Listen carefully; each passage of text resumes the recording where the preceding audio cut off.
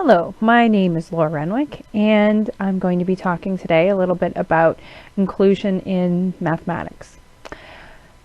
To begin, I want to talk a little bit more about my history with inclusion and differentiation. The first time I ever heard the word differentiation was in Teachers College about 2 years ago, maybe a little more now. We were doing our lesson plans, and there's this giant section, on the template for the lesson itself, for talking about different curricular expectations. And then off to the side, there's this tiny little column for differentiation. It was something that you did after you planned your lesson. And it wasn't until later that I realized how skewed this view was.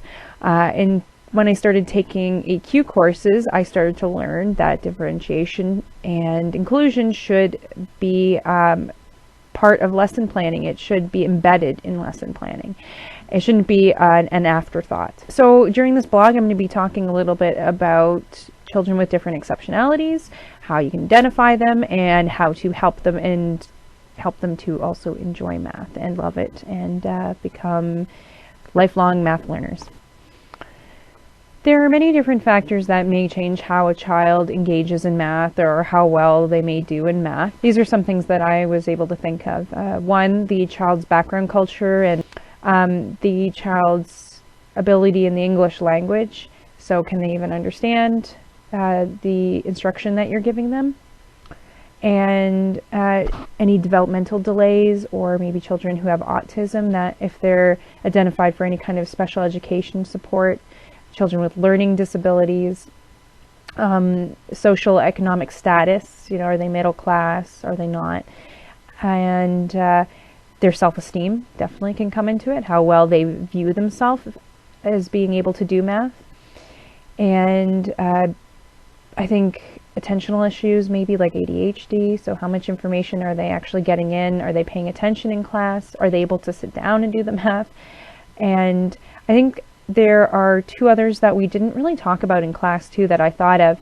I think that behavioral issues could also get in the way of learning, because if, let's say, they're being, oppositional defiant, that's going to present problems maybe when you're asking them to do a task. They may just say right off the bat, no. So that's going to change how they interact with you and interact in the math class.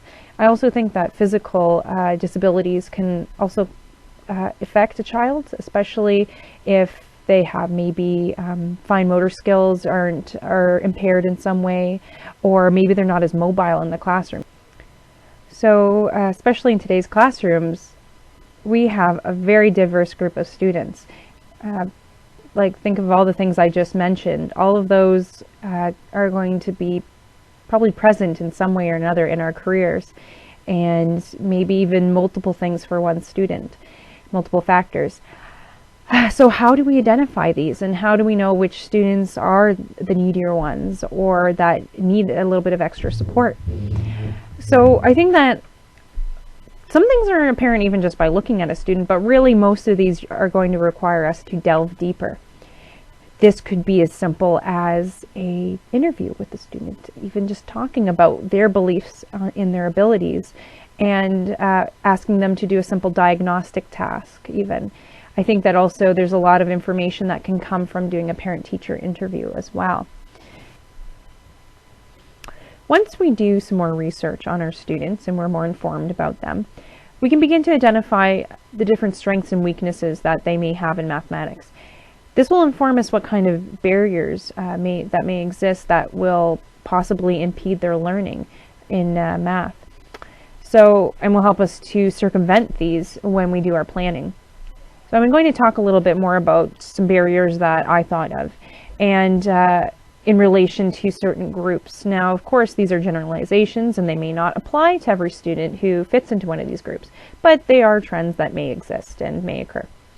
And so let's talk first about children who are coming from different cultural backgrounds or might be recent immigrants. There's definitely going to be a language barrier that exists. So they may not know a lot of the language, or they may not be fluent in it yet. They may not understand certain cultural contexts, especially if we're talking about Western movies or literature that they're not familiar with, that we kind of assume all students will know. That's just one example that could make them disconnect because they don't understand it or they're not familiar with it. So we have to be aware of those kinds of things. So children with, now I'm going to kind of lump these together because these are students who may have similar difficulties. So we're talking about children with, ADHD, maybe are in the autism spectrum, they have learning disabilities or developmental delays. They might be capable of doing the math, a lot of these students, but maybe they can't understand the problem. They have trouble decoding the information there. They might have trouble expressing their answers or keeping on task or knowing just what the next step is. They have an idea, but they don't know how to engage, how to first start, how to make a plan. So that's something as well that we need to be aware of. Students who are low SES or maybe have behavioral issues, unfortunately, those things can sometimes go together.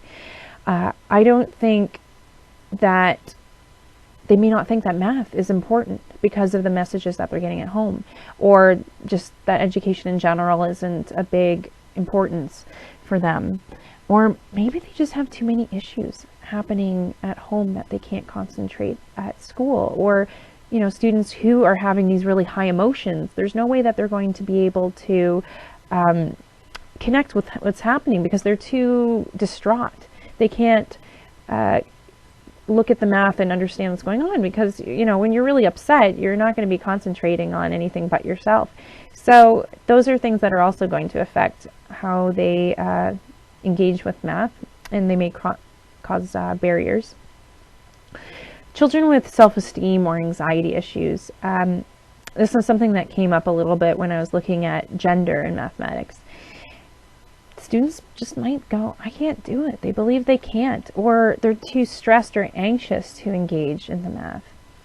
Children with physical disabilities, as I was mentioning before, they might be mobile, in the classroom, or they may be less mobile in the classroom, but they may also not have fine motor skills, or they might have sight and hearing impairment, and these will also create barriers for these students. When learning about these different exceptionalities, there's a lot of commonalities that I began to notice in things that we can do to benefit all of our students. And I think this also comes from that idea of universal design, that when we target one student because of their exceptionality and we help them, it usually ends up benefiting everybody. And there definitely are a lot of general things that a teacher can do that will help everyone and will improve math class for everybody and their experience and the level of support that they may get. So I really wanted to talk about those general things because I feel that these are the things that I'm going to remember and will be able to help everybody. All right, so number one, visuals. So important because not all of us are auditory learners. I am not one, and I've learned that the hard way. I remember having to go back and get instructions a few times by asking my friends, wait, what are we doing?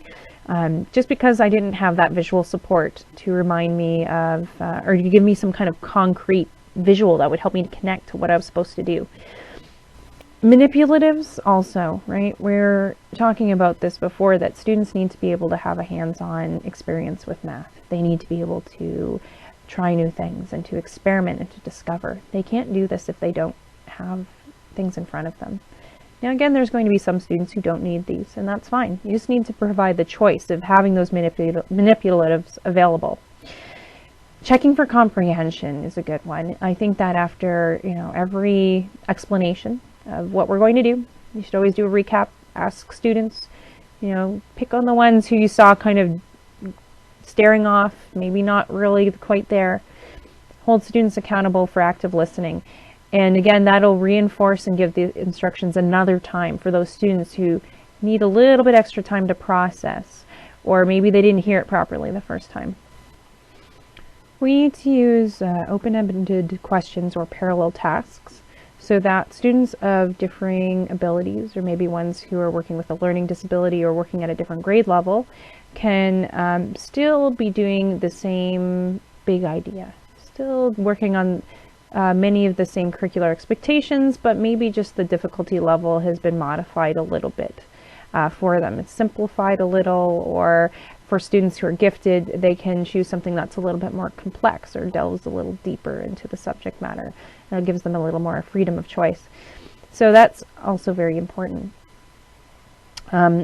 Having a variety of topics and interests should be presented in math class to help keep students engaged and interested. So again, overcoming those feelings of math anxiety or of disinterest in math. I think that guided groups where I can sit down and scaffold learning for my students is good. Flexible groupings based on abilities, so they should always be changing, providing students new opportunities to work with different students in their classroom.